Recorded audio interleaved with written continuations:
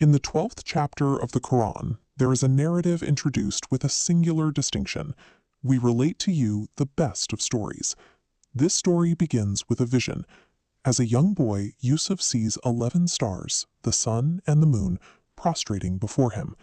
When he tells his father, Prophet Yaqub, the weight of the dream is immediately clear. It is a sign of immense future standing, one that Yaqub warns his son to keep strictly to himself. The warning is born from a father's intuition. He knows that his other sons already harbor a growing envy toward Yusuf, and this dream would only serve to sharpen their resentment. It is a moment where a divine promise of greatness is met immediately by the friction of human jealousy. That jealousy eventually reaches a breaking point. The brothers, blinded by the perceived favoritism of their father, decide they must remove Yusuf from the picture entirely. They seize the young boy and cast him into the darkness of a deep well, abandoning their own brother to an uncertain fate. To cover their tracks, they return home with a blood-stained shirt and a lie, telling their father that a wolf had devoured him. Yusuf is now stripped of everything: his home, his family, and his protection. In the silence of that well, survival is no longer a matter of physical strength, but of internal trust in a decree larger than his current circumstances. Yusuf is eventually pulled from the darkness, not by his family, but by a passing caravan. He is taken far from home and sold as a slave in the markets of Egypt. He is purchased by a high-ranking official and grows to adulthood within the walls of a grand estate, moving from the deprivation of the well to a life of material abundance. As he matures, his character is tested by a new kind of pressure. The official's wife tries to seduce him, pursuing him within the privacy of the house. Yusuf refuses. Even with the doors closed and no one to witness his actions, he remains steadfast, citing his fear of Allah and his duty to his master. He chooses the integrity of his soul over the comfort of his circumstances, showing that his true character remains unchanged whether he is in a pit or a palace. His refusal carries a heavy price. Despite his innocence being clear to those who look at the evidence, Yusuf is cast into prison to avoid a public scandal. He spends years in confinement, yet he does not become bitter.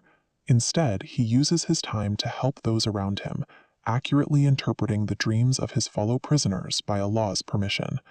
Even in a place meant to break a man's spirit, Yusuf continues to act with excellence, maintaining his faith when there is no indication of when his ordeal might end. The opportunity for his release finally comes through the king of Egypt, who is haunted by a dream that none of his scholars can explain. Yusuf is summoned and provides the interpretation. 7 years of incredible harvest will be followed by 7 years of devastating famine. As this timeline shows, the survival of the kingdom depends entirely on how they manage their resources today. Impressed by his foresight and honesty, the king does more than just free Yusuf. He appoints him as the overseer of the entire nation's storehouses, giving him the authority to save Egypt from the coming crisis. The man who was once sold for a few dirhams is now the most powerful administrator in the land, a testament to what follows when sincerity is maintained through the darkest of times. When the famine eventually spreads to the surrounding lands, Yusuf's own brothers travel to Egypt, desperate to purchase grain for their starving families.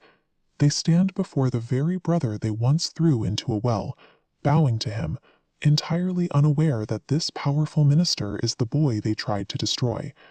Yusuf holds their lives in his hands. He has the power to exact justice or seek revenge, yet when he reveals his identity, he does so with a different intent. He looks at the men who betrayed him and offers peace, saying, "No blame will there be upon you today. Allah will forgive you, and He is the most merciful of the merciful." The story concludes with a final reunion.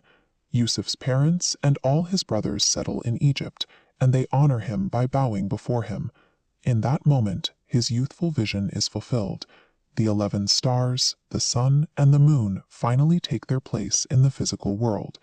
Yusuf looks back at the long, winding path of his life and observes, "This is the interpretation of my dream from before. My Lord has made it come true." It was a journey that spanned decades, from the bottom of a well to the height of a throne. It is a story showing that when faith is kept through the trials of the prison and the temptations of the palace, the final result